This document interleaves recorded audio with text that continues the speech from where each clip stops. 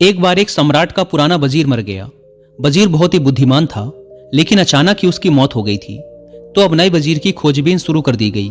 साम्राज्य बहुत बड़ा था, इसीलिए उसे संभालने के लिए एक बहुत ही बुद्धिमान और दूर की सोच रखने वाले वजीर का होना भी बहुत ही जरूरी था।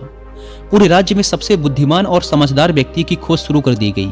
इसके लिए पूरे राज्य में तरह तरह की परीक्षाएं आयोजित की गई और पूरे राज्य भर से विभिन्न समझदार और विचारशील व्यक्तियों को छांटा गया और फिर आगे उनकी और भी मुश्किल परीक्षाएं ली गई और अंततः केवल 3 चुने हुए व्यक्तियों को राजधानी लाया गया ताकि सम्राट उनकी अंतिम परीक्षा ले सके। उन तीनों को राजमहल के एक कक्ष में ठहराया गया और सम्राट के द्वारा यह घोषणा कर दी गई कि कल इनकी अंतिम परीक्षा ली जाएगी और जो भी उत्तीर्ण होगा उसे राज्य का वजीर घोषित कर दिया जाएगा। लेकिन आश्चर्य की बात तो ये थी कि शाम होते होते पूरी राजधानी में ये बात फैल गई कि कल सम्राट कौन सी परीक्षा लेने वाला है। सारे नगर में इसकी चर्चाएं होने लगी। सम्राट एक बहुत ही अजीब परीक्षा लेना चाहता था।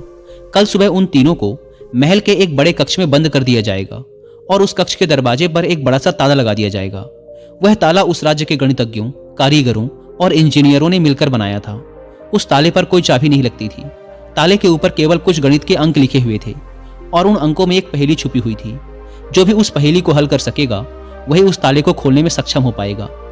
धीरे धीरे ये बात उन तीनों के पास भी पहुंच गई कि कल उन तीनों को एक कमरे में बंद कर दिया जाएगा और बाहर एक ताला लगा दिया जाएगा जिसकी कोई चाबी नहीं है। बस उस ताले के ऊपर कुछ गणित के अंक खुदे हुए हैं जिनमें एक पहेली छुपी हुई है। तीनों में से जो भी उन अंकों का प्रयोग करके उनके पीछे छुपी पहेली को हल कर लेगा और पहले दरवाजा खोलकर कमरे से बाहर आ जाएगा उसे ही वजीर बना दिया जाएगा। यह सुनते ही उन तीनों में से 2 तो बाजार की तरफ भागे और तालों से संबंधित गणित के विषय में जो भी किताबें मिल सकती थी वो सब ले आए और उनका अध्ययन करने लगे। लेकिन उनमें से जो तीसरा था वो सबसे अजीब था। वो ना तो कहीं गया, ना ही कोई किताब लाया और अंधेरा होते ही उड़कर सो गया।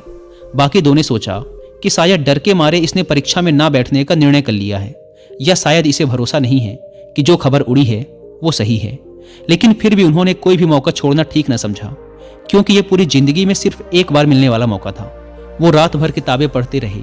तालों के विज्ञान से संबंधित जो भी साहित्य उन्हें मिला वो सब उन्होंने पढ़ डाला। सुबह हुई तो वो तीसरा व्यक्ति सोकर उठा और उन तीनों को सम्राट के समक्ष प्रस्तुत किया गया। वहां उन्हें पता चला कि जो अफवाह उड़ी थी वो सत्य थी। उन तीनों को एक बड़े से कक्ष के अंदर बंद कर दिया गया। उसके बाहर एक ताला लगा दिया गया जिसके ऊपर कुछ गणित के अंक खुदे हुए थे। सम्राट ने कहा, तुम तीनों में से जो भी इन अंकों में छुपी पहेली को हल कर लेगा वही दरवाजा खोल पाएगा और जो दरवाजा खोलकर सबसे पहले मेरे पास आएगा मैं उसे अपना वजीर बना लूंगा। मैं तुम तीनों का बाहर इंतजार करता हूं। इतना कहकर सम्राट वहां से चला गया। वो 2 व्यक्ति जिन्होंने रात भर पढ़ाई की थी अपने वस्त्रों में कुछ किताबें छिपाकर ले आए थे।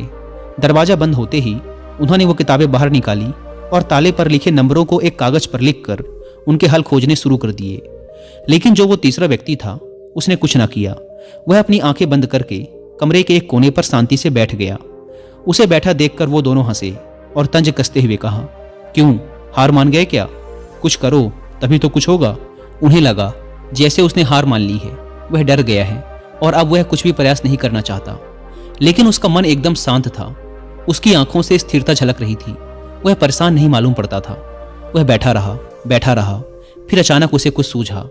वह उठकर दरवाजे के पास आया और धीरे से उसे धक्का दिया और यह क्या, दरवाजा खुल गया। वह कमरे से बाहर चला गया। लेकिन वो दोनों व्यक्ति अपनी किताबों में ही डूबे रहे। उन्हें पता भी ना चला कि वो तीसरा कमरे से बाहर जा चुका है। उन्हें तो पता ही तब चला जब सम्राट उस तीसरे व्यक्ति को लेकर अंदर आया और बोला, बंद करो अपनी ये किताबें। जिसे बाहर निकलना था वो तो कब का निकल चुका। यह देखकर वो दोनों दंग रह गए और पूछा, आखिर तुम बाहर कैसे निकले? सम्राट ने कहा, ताला तो लगाया ही नहीं गया था, क्योंकि बंद ताले को तो खोला जा सकता है, लेकिन जो ताला लगाया ही ना गया हो उसे कैसे खोलोगे? ये आदमी तुम तीनों में सबसे ज्यादा समझदार है, क्योंकि इसने समझदारी का पहला परिचय दिया। इसने ताले पर लिखे अंकों को हल करने से पहले यह जानने का प्रयास किया कि आखिर ताला लगा भी है या नहीं। वही आदमी असल में सबसे ज्यादा समझदार है जो किसी भी समस्या को हल करने से पहले यह देख ले कि जिसे वो हल करने जा रहा है वो असल में समस्या है भी या नहीं। तो यह आदमी हमारे राज्य का सबसे समझदार व्यक्ति है। हम इसे अपना वजीर नियुक्त करते हैं। तो दोस्तों, इस कहानी से सीखने वाली बात यही है कि जब भी हमें लगे कि हमारे सामने कोई बड़ी समस्या है तो जल्दबाजी में घबराकर उस समस्या का समाधान खोजने की बजाय हमें ठंडे दिमाग से ये सोचना चाहिए कि जिसे मैं समस्या समझ रहा हूँ वो असल में समस्या है भी या नहीं, यह असल समस्या कुछ और ही है जो अभी मुझे दिखाई नहीं दे रही।